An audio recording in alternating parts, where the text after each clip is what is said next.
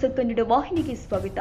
ಯಾದಗಿರಿ ತಾಲೂಕಿನ ಯರಗೋಳ ಉಕ್ಕಡ ಪೊಲೀಸ್ ಠಾಣಾ ಶಿಥಿಲಗೊಂಡಿದ್ದು ಹೊಸದಾಗಿ ಕಟ್ಟಡ ನಿರ್ಮಾಣ ಮಾಡಲು ಕ್ರಮ ಕೈಗೊಳ್ಳುವಂತೆ ಅಖಿಲ ಭಾರತೀಯ ಕೋಲಿ ಸಮಾಜದ ರಾಜ್ಯ ಸಂಘಟನಾ ಕಾರ್ಯದರ್ಶಿ ಉಮೇಶ್ ಮುದ್ನಾಳ್ ಆಗ್ರಹಿಸಿದ್ದಾರೆ. ಯರಗೋಳ ಉಕ್ಕಡ ಪೊಲೀಸ್ ಠಾಣೆಗೆ ಭೇಟಿ ಕೊಟ್ಟು ಮಾತನಾಡಿದ ಉಮೇಶ್ ಮುದ್ನಾಳ್, ಬೀಳುವ ಹಂತದಲ್ಲಿ ಇರುವ ಹಾಗೂ ಮಳೆಗಾಲದಲ್ಲಿ ಸೋರುತ್ತಿರುವ ಪೊಲೀಸ್ ಠಾಣೆ ನೆಲಸಮ ಮಾಡುವಂತೆ ಒತ್ತಾಯಿಸಿದ್ದಾರೆ.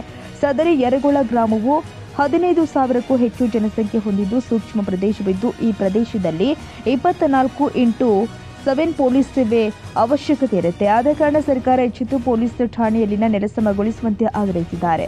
18 ಹಳ್ಳಿ 12 ತಾಂಡಾಗಳನ್ನು ಈ ಠಾಣಾ ವ್ಯಾಪ್ತಿಗೆ ಒಳಪಡುತ್ತೆ. ಈಗಿದ್ರೂ ಕೂಡ ಸರ್ಕಾರ ಸಂಬಂಧಪಟ್ಟ ಇಲಾಖೆ ಅಧಿಕಾರಿಗಳು ಎಚ್ಚೆತ್ತುಕೊಳ್ತಾ ಇಲ್ಲ. 6,000 ಚದುರಡಿ ಜಾಗವಿದ್ದು ಈ ಠಾಣಾ ನೆಲಸಮಗೊಳಿಸಿ ಸುಸಜ್ಜಿತ ಕಟ್ಟಡ ನಿರ್ಮಿಸುವಂತೆ ಆಗ್ರಹಿಸಿದ್ದಾರೆ. ಇದಲ್ಲದೆ ಯರಗೋಳ ಗ್ರಾಮದ ಹೊರವಲಯದಲ್ಲಿ ಪೊಲೀಸ್ ಇಲಾಖೆಗೆ ಮಂಜೂರಾಗಿರುವ 2 ಎಕರೆ ಜಮೀನಿನಲ್ಲಿ ವಸತಿ ಗೃಹ ನಿರ್ಮಾಣ ಮಾಡಿ ಸಿಬ್ಬಂದಿಗಳಿಗೆ ಅನುಕೂಲ ಮಾಡಿಕೊಡುವಂತೆ ಆಗ್ರಹಿಸಿದ್ದಾರೆ.